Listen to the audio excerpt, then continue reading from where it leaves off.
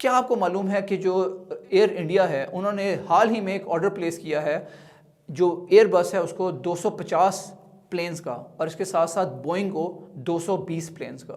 یہ largest order ہے in the history of civil aviation, جو اتنا بڑا آرڈر پلیس کیا گیا ہے ایک ہی وقت میں. اور رتن ٹاٹا جو اونر ہیں لینڈ روور کے اور جیگوار آف یو کے، اور اس کے ساتھ جو ٹیٹلے برانڈ ہے چائے کی اس کے یو کے میں، تو انہوں نے یہ آرڈر پلیس کیا ہے. ایک ویڈیو اناؤنسمنٹ کی ہے جس میں جو انڈیا کے پرائم منسٹر نریندر مودی ہیں وہ بھی موجود تھے، اس کے علاوہ جو فرانس کے جو پریزیڈنٹ ہیں ایمینوئل میکرون وہ بھی اس میں موجود تھے، اور اس کے ساتھ ساتھ جو ایئر بس کے سی او ہیں ہی واز آلسو پریزنٹ.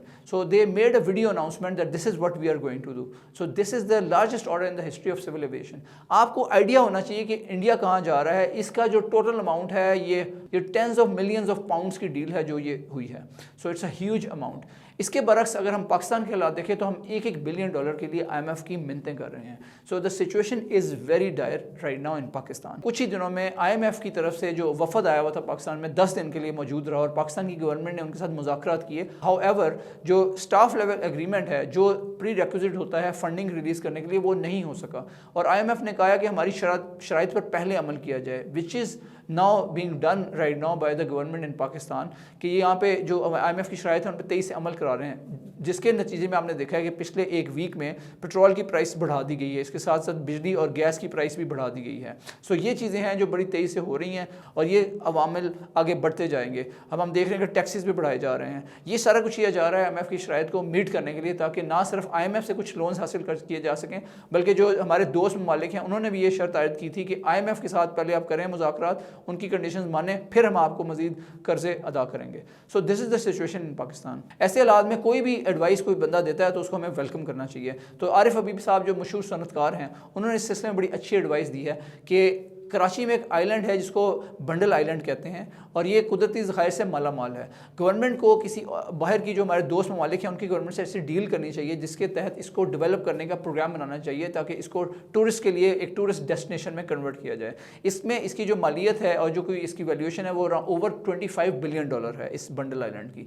اس میں اگر کسی بھی ملک سے سرمایہ کاری کرائی جائے تو $10 بلین ان سے اپ فرنٹ لیا جا سکتا ہے، اور $10 بلین ان سے 1-2 سالوں کی مد میں انفراسٹرکچر بنانے میں لیا جا سکتا ہے. اور اس کے ساتھ پروفٹ شیئرنگ ایگریمنٹ کیا جائے کہ اس کو چلانے کے لیے پروفٹ شیئرنگ کی جائے گورنمنٹ پاکستان اور اس باقی جو گورنمنٹ ہے ان کے ساتھ. سو یہ بڑا زبردست قسم کا آئیڈیا ہے، اور اس کے اگر کام کیا جائے تو جو حکومت ہے وہ بلینز آف ڈالرز کے فنڈز پاکستان میں لا سکتی ہے.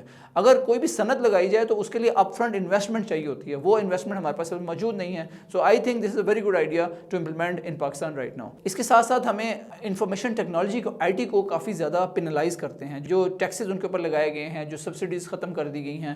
ایک بہت بڑا المیہ یہ ہے کہ ہم آئی ٹی انڈسٹری کو بہت زیادہ پینلائز کر رہے ہیں، اس کے اوپر بہت زیادہ ٹیکسز لگائے گئے ہیں. ایکسپورٹس کے لیے بالکل لوکریٹو ماحول، ڈیزائربل ماحول نہیں ہے، تو جس کی وجہ سے ہماری جو ایکسپورٹس ہیں آئی ٹی کی وہ بالکل نہ ہونے کے برابر رہ گئی ہیں. اور یہ چیز لمحہ فکریہ ہے کیونکہ انڈیا بہت تیزی سے آگے جا رہا ہے. پچھلے سال انہوں نے 44 یونیکارنز کریٹ کی ہیں. Unicorn is a company with $1 billion valuation. They have grown $44 billion within India.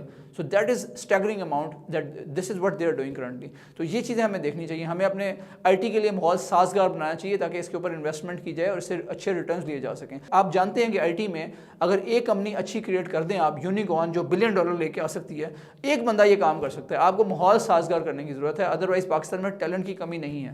Pakistan کے جو ڈیولپرز ہیں، جو فاؤنڈرز ہیں، جو انٹرپرینورز ہیں، وہ کسی حیثیت سے بھی انڈیا سے کم نہیں ہیں. لیکن یہاں پہ جو کمی ہے وہ یہ ہے کہ ان کی بیکنگ اور ایک ان کو اچھا انوائرمنٹ دینا، ایک لوکریٹو انوائرمنٹ دینا، ان کو ٹیکس میں چھوٹ دینا اور آئی ٹی میں ان کو فیسیلیٹیٹ کرنا اور ہر لحاظ سے ان کو فیسیلیٹیٹ کرنا. اگر یہ کر دیا جائے تو پاکستان میں بہت کچھ کیا جا سکتا ہے.